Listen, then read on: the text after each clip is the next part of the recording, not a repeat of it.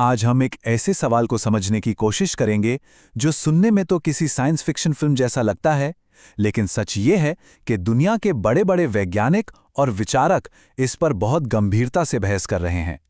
सवाल ये है कि क्या हम सब एक सिम्युलेशन में जी रहे हैं?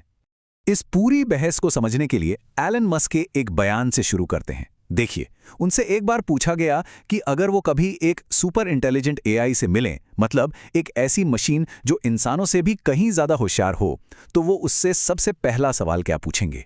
और उनका जवाब था यही। वो पूछते, सिम्युलेशन के बाहर क्या है? जरा सोचिए, ये सवाल ही अपने आप में ये इशारा करता है कि शायद जो हमारी असलियत है वो वैसी है ही नहीं जैसी हमें लगती है। तो इसका मतलब क्या है? सिमुलेशन थ्योरी का सीधा सा मतलब ये है कि हमारी दुनिया, मतलब हर वो चीज़ जिसे हम देख सकते हैं, छू सकते हैं, महसूस कर सकते हैं, वो असल में एक आर्टिफिशियल दुनिया है, जैसे कोई बहुत ही एडवांस्ड कंप्यूटर गेम। और जो भी हम फिजिक्स के नियम पढ़ते हैं, ग्रेविटी, स्पीड ऑफ लाइट, वो सब बस उस गेम के कोड का हिस्सा हैं।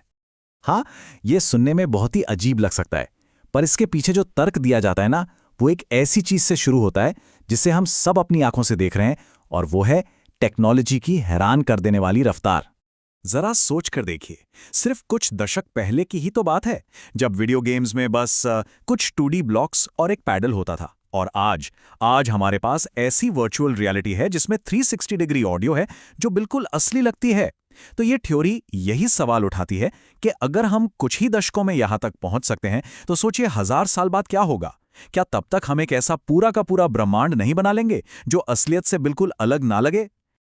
और देखिए, अगर कोई भी सभ्यता इतनी एडवांस हो जाती है कि वो एक भी ऐसा परफेक्ट सिमुलेशन बना ले, तो क्या वो सिर्फ एक ही बनाएगी? शायद नहीं।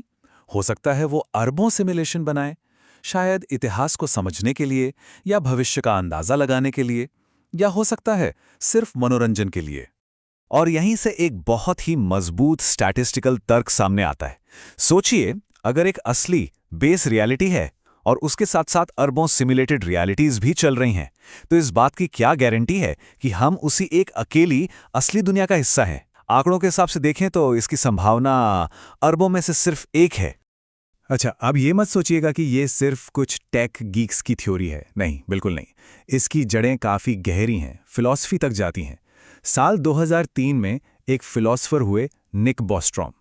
उन्होंने इस पूरे आइडिया को एक बहुत ही दिलचस्प पहेली की शक्ल दी। बॉस्ट्रॉम का कहना था कि इन 3 बातों में से कोई एक तो सच होनी ही होनी है। पहली, कि कोई भी एडवांस सिविलाइजेशन ऐसी सिमुलेशन टेक्नोलॉजी बनाने से पहले ही खत्म हो जाती है। दूसरी, कि वो टेक्नोलॉजी तो बना लेते हैं, पर किसी वजह से, शायद नैतिक कारणों से, वो कभी ऐसे सिमुलेशन चलाते ही नहीं। और तीसरी, कि हम लगभग पक्का एक कंप्यूटर सिमुलेशन में ही जी रहे हैं। उनका तर्क ये था कि अगर पहली और दूसरी बात गलत है, मतलब अगर कोई भी सिविलाइजेशन बच जाती है और सिमुलेशन बनाती है, तो फिर हम सबके लिए तीसरा ऑप्शन ही सबसे ज्यादा मुमकिन है। चलिए, अब इस कहानी के सबसे दिमाग घुमा देने वाले हिस्से पर चलते हैं। ये वो जगह है जहां ये थियरी टकराती है क्वांटम फिजिक्स की अजीबोगरीब दुनिया से।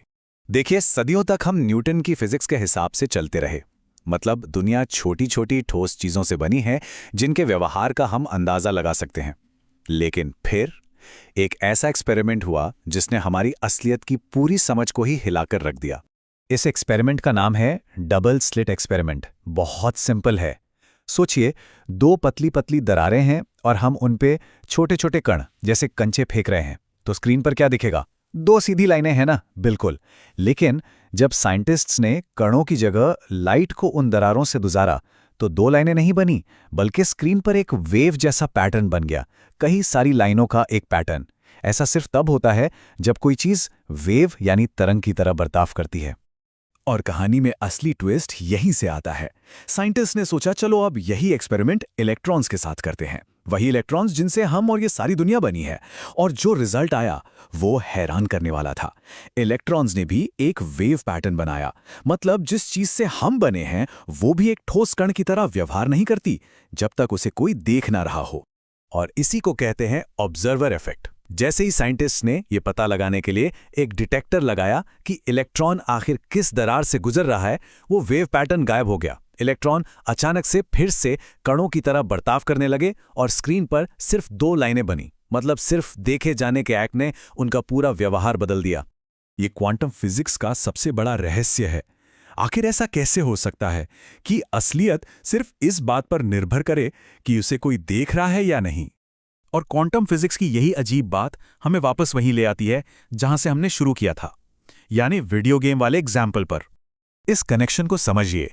किसी भी वीडियो गेम में गेम इंजन सिर्फ वही हिस्सा रेंडर करता है या बनाता है जिसे प्लेयर उस वक्त देख रहा होता है। ऐसा क्यों? ताकि कंप्यूटर की प्रोसेसिंग पावर बचे। अब क्वांटम फिजिक्स को देखिए। ऐसा लगता है कि हमारी असलियत भी सिर्फ तभी एक ठोस रूप लेती है जब उसे कोई ऑब्जर्व कर रहा होता है। उससे पहले वो सिर्फ संभावनाओं की एक लहर होती है। तो आइए सब कुछ एक साथ जोड़कर देखते हैं। सिमुलेशन थ्योरी का पूरा तर्क कुछ मजबूत पिलर्स पर खड़ा है।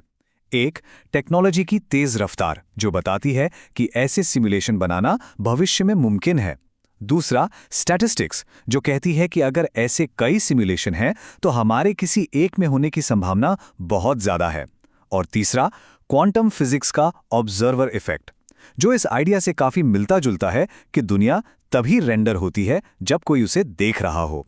और ये सब हमें एक आखिरी और शायद सबसे बड़े सवाल पर लाकर छोड़ देता है। अगर ये पूरा ब्रह्मांड सिर्फ देखे जाने पर ही असली बनता है, तो फिर वो आखिरी ऑब्जर्वर कौन है या क्या है? इसी सवाल पर सोचिएगा।